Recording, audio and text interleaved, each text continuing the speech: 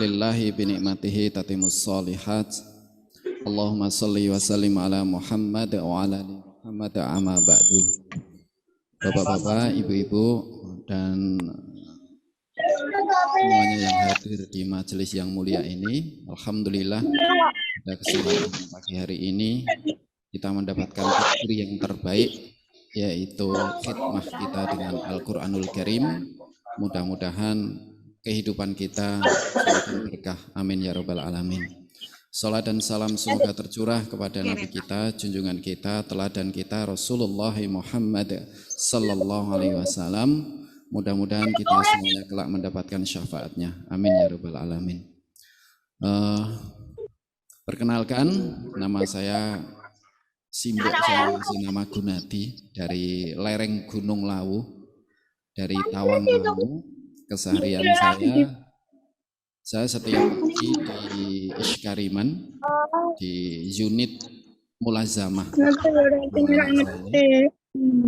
sampai kurang lebih jam 2, jadi setengah 3 kita pulang. Setelah di rumah, karena di rumah juga alhamdulillah ada 200 sekian anak yang sudah menunggu untuk belajar, jadi biasanya saya langsung ya beres-beres gitu, membersihkan kamar mandi atau melihat sesuatu yang mungkin perlu dibersihkan gitu sambil menunggu adzan. Setelah adzan nanti masuk kelas, karena kita KBM itu ya adzan itu sudah KBM. Anak-anak ketika adzan masuk masjid, pedagang itu kalau sudah adzan ya mereka sudah nggak berani untuk menjual barangnya. Karena kita juga memang bekerja sama dengan pedagang, mohon bapak-bapak pedagang kita mencari keberkahan biar penjenengan juga berkah berdagangnya. Minta tolong ketika adzan para pedagang ini mencari lahan rezeki yang lain. Kemudian kita sholat berjamaah. Setelah sholat berjamaah langsung KBM, wazaah, tasjid, kemudian cerita sirah Nabi dan sebagainya. Intinya untuk memotivasi anak, karena bagaimanapun anak-anak itu perlu nasihat yang banyak. Bahkan Quran sendiri kan disebut adzikr, artinya sebagai pengingat.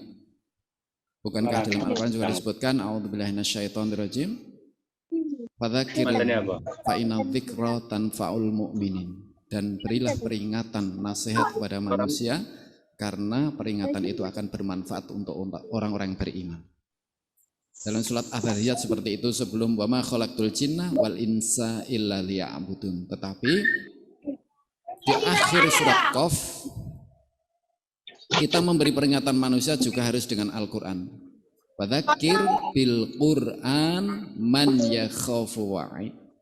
Dan ingatkan manusia dengan Al-Quran bagi mereka yang takut dengan janji Allah. Kita lihat kemarin janji Allah sudah ditunaikan ya, ketika Semeru baru bersin saja sudah seperti itu. Bagaimana nanti ketika wa idzal jibalu suyyirat. Kita nggak tahu apa yang terjadi kalau sudah gunung nanti berjalan, akan menerjang apapun ya. Na'udzubillah. Bapak Ibu sekalian, kita memang mohon maaf ya, secara prinsip kita sama istri, keluarga itu sudah sepakat pokoknya khairun nas anfa'uhum linas. Baik-baik manusia itu bisa bermanfaat untuk orang lain. Kita harus bisa memberi contoh kepada anak-anak kita. Dan bahkan anak-anak ini, anak saya 5 dari istri yang pertama. Ya karena takdirnya baru 1. Kan kita nggak tahu takdirnya seperti apa. Ini bercanda aja. Dari istri saya yang pertama, sebenarnya anak saya sudah 7, tapi ya takdirnya sekarang yang bersama kami 5 anak. Dan semuanya yang 2 sudah di pesantren, yang ini bersama saya di Mulazamah Iskariman, kemudian yang 2 belajar di rumah, yang 2 putri-putri, yang putra 2, putri 3. Kita sepakat pokoknya karena memang sesuai para salafus saleh dulu, perlu perhatian ini, terutama bapak-bapak ini jangan lupa bahwa para salafus soleh, orang soleh dahulu itu menyampaikan gini, tiada pemberian kedua orang tua kepada putranya yang terbaik adalah mengajarkan Al-Quran. Jadi pemberian orang tua yang terbaik kepada anaknya adalah mengajarkan Al-Quran. Ini saya rasakan memang perlu kesabaran yang sangat sabar. Dunia anak-anak itu dunia yang suka bermain, tapi harus bisa mengkondisikan, tetapi harus bisa kita membersamai mereka. Padahal kita orang tua yang sudah akal, sedangkan anak-anak belum berakal. Tapi kita harus bisa. Karena apa? Mohon maaf. Saya husnudon, ada beberapa orang yang di sini Allah takdirkan kaya. Tapi ingat, seberapapun uang yang kita miliki, harta yang kita miliki, untuk menjadikan anak yang soleh, itu mohon maaf sepertinya tidak mudah. Tetapi kalau hanya sekedar untuk menjadikan anak pintar, juara 1, kalau kita punya uang bisa. Terus karek nyeluk guru, anakku lesson, ya kita punya uang bisa bayar. Kalau hanya untuk sekedar pintar, juara kelas, juara 1, insya Allah bisa. Tapi yang saya rasakan ketika kita punya uang banyak untuk menjadikan anak yang soleh, bukan anak yang salah ya, karena perbedaannya makhrajnya itu beda sedikit, salah sama soleh, hurufnya shot sama hurufnya. Saya biasa ke anak-anak gitu, jadi manhajnya belajar Al-Quran itu setidaknya 3 harus paham, makhraj, sifat, hukum. Ada makhorijul huruf, ada sifatul huruf, ada ahkamul huruf. Karena apa ya, harus diperhatikan, karena nanti berbeda makhraj, berbeda harokat, akan berbeda makna. Makanya kita mengajarkan anak, saya mengajarkan anak-anak itu semua saya talqin, walaupun mereka sudah bisa baca, saya talqin. Amma yatasaalun, baca mas, baca berapa, ayo baca lagi sampai ketika dia sudah sambil bisa menikmati sambil geleng-geleng bisa, baru mulai dihafal gitu. Kan perlu kesabaran, perlu waktu gitu.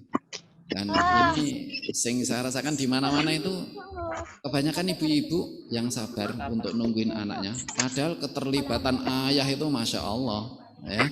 Ketika ayah itu sudah cancut tali pondo itu, maka anak-anak akan jadi orang-orang hebat semuanya. Kalau kita lihat Quran itu kan ada ucapan-ucapan yang paling banyak seorang orang tua kepada anaknya itu kebanyakan ayah kepada anak atau ibu kepada anak? Ayah. Gitu. Ibrahim kepada Ismail, Yakub kepada anaknya, Luqman kepada anaknya, kan gitu. Aqimis shalah la tusyrik billah innallaha astafa lakumuddin. Itu kan perkataan ayah pada anak. Ibu-ibu itu Yon sewu, saya enggak meremehkan. Ibu itu justru luar biasa ya. Justru ibu itu sebenarnya istimewa. Artinya apa? Menjaga fitrah anak. Bagaimana keluh kesah ibu itu adalah doa. Keluh kesah ibu itu adalah doa. Karena perempuan, ibu itu penuh dengan perasaan. Maka perasaan itu gunakan untuk menjadi doa. Dan ayah mempunyai kelebihan akal itu, gunakan kelebihan akal yang diberikan Allah itu, piye carane didik anak supaya kita sabar dan baik. Tapi itu memang ya mohon maaf, itu perjalanan yang panjang ya. Saya perjalanan dari anak yang pertama sampai anak yang entah terakhir atau belum itu, yang sekarang 2 tahun itu, saya juga nggak tahu rezekinya nanti ada lagi enggak. Itu memang mohon maaf guys, saya untuk anak-anak itu waktunya habis subuh saja. Habis subuh itu enggak lama. Tapi saya meyakini subuh itu berkah. Tunggu 1/4 jam, 10 menit itu insya Allah sudah ada hasilnya. Makanya kadang-kadang mikir juga, seandainya saya punya waktu lebih untuk anak-anak mungkin bisa lebih baik. Tetapi bagaimanapun ya kita punya kesibukan, setiap hari harus aktivitas gitu. Karena saya setiap hari gitu, pagi di mulazamah, sore di rumah karena ada 200 anak lebih. Alhamdulillah sekarang sudah bisa bikin gedung sendiri. Rencana ke depan mau membayarin tanah lagi. Kalau jenengan punya rezeki bisa nanti dikirim ke tempat saya untuk ikut membebaskan tanah. bukan untuk saya. Kemudian sore ba'da maghrib saya udah kesana pulang udah jam 9. Jadi pulang anak-anak udah tidur. Ya kadang-kadang tapi adiknya ini masih nungguin saya untuk belajar juga. Karena memang mohon maaf orang tua, saya untuk pendidikan memang bukan tak gagai, ya. Tapi karena saya kepala sekolah, kepala keluarga, jadi saya harus tanggung jawab. Karena nanti di hadapan Allah kan ku anfusakum wa ahlikum naron. Misalnya kita ngasih uang ke anak, belikan HP, ya kalau dipakai untuk yang baik, kalau dipakai untuk ngegame, kalau dipakai untuk buka situs yang nggak bagus, gimana?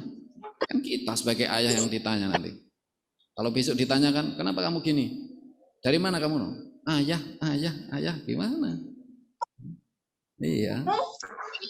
Makanya kalau kita ya, saya itu kadang-kadang tidur kayak semalam aja tidur nggak bisa tidur. Karena apa? Istri itu kan nak swarga nunut, nak neraka katut mesake, ya kan? Nah sedangkan saya nanti itu mungkin masuk surga carry. Kenapa? Karena kan istri saya dulu, anak-anak saya dulu. Baru saya terakhir ditanya, kamu tanggung jawab ini. Maka nggak mungkin Bu saya akan cari istri lagi kalau memang belum takdirnya. Tenang saja. Berat, bukan ya. Tapi saya tidak menyalahkan penjenengan kalau memang mau nambah mau. Karena laki-laki yang baik itu adalah laki-laki yang selalu perhatian sama perempuan. Di antaranya adalah ya itu tadi lah. Enggak saya teruskan, pasti enggak suka ini Ustaz ya. Ya seperti itu. Jadi pemberian yang terbaik seorang ayah pada anaknya adalah mengajarkan Al-Qur'an. Insyaallah Al-Qur'an itu pasti akan memuliakan siapapun. Maka disebut Al-Qur'anul Karim. Hadisnya sangat banyak sekali. Al-Qur'an akan membawa kebaikan. Kalau saya sebutkan hadisnya enggak selesai nanti sampai sore. Qra'ul Qur'an fa innahu ya'ti yaumal qiyamati syafi'an li ashabihi. Bacalah Al-Qur'an, pelajari Al-Qur'an. Jadi belajar Al-Qur'an itu memang afdol.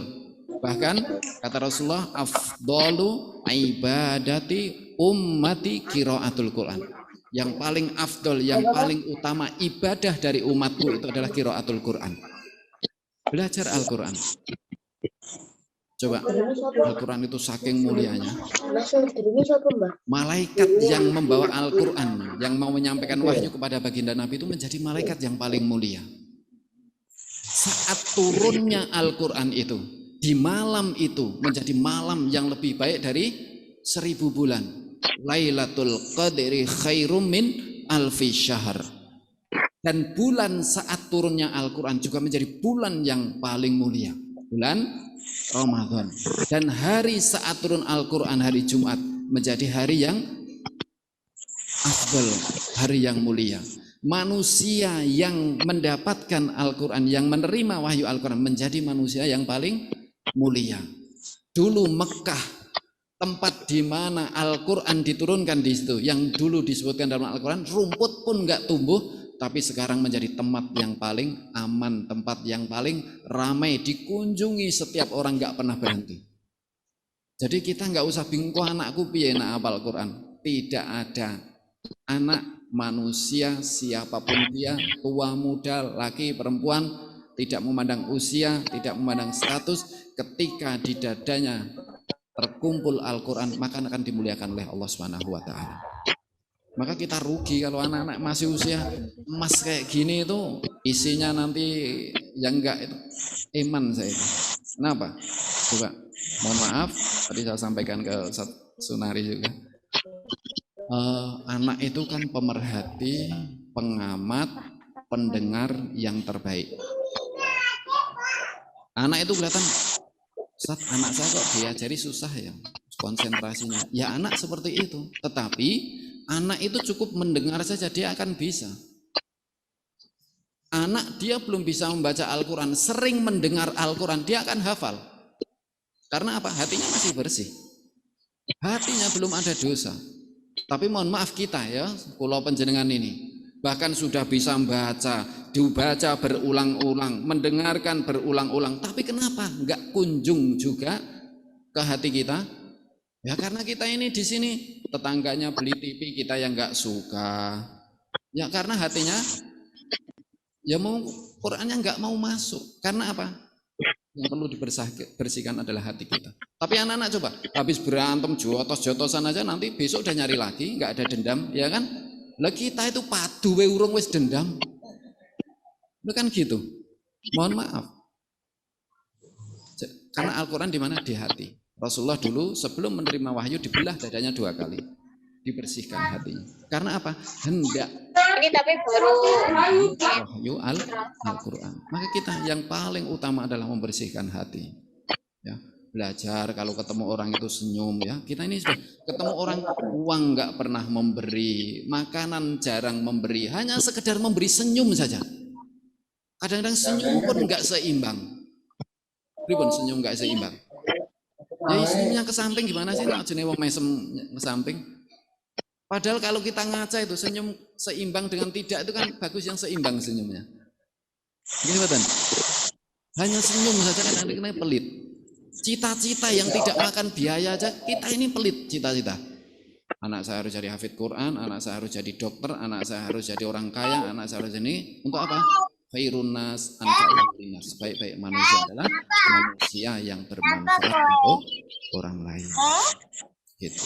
Jadi jadikan di rumah itu apa namanya madrasah itu, Bapak, ya. Karena guru yang terbaik itu adalah orang tuanya. Sebagai penutup, orang yang paling ikhlas memberikan sesuatu apapun itu kepada anak. Siapa? Orang tua. Kalau guru, oke lah. Allah alam ya, saya juga guru, mungkin di sini ada yang profesinya sebagai guru. Memberikan ilmu kepada muridnya itu beda dengan orang tua memberikan kepada anaknya. Kenapa? Ya saya ngerasake Bu, Pak. Oke. Kalau saya mulang kan karena aku digaji. Tapi aku memberi kepada anak enggak digaji. Ya kan? Saya yakin ini orang baik semuanya. Mau datang ke sini cuma mendengarkan saya, nanti melihat anak-anak seperti itu orang baik semuanya. Karena apa? Neng kene jelas aku mulai ra entuk beras. Dia mau datang itu orang baik itu. Oke. Kalau misalnya jelas dapat BLT, dapat santunan datang itu wajar dia sudah mendapatkan. Tapi ini orang-orang baik yang kelak mudah-mudahan Allah amanahkan anak-anak yang soleh dan solehah. Jadi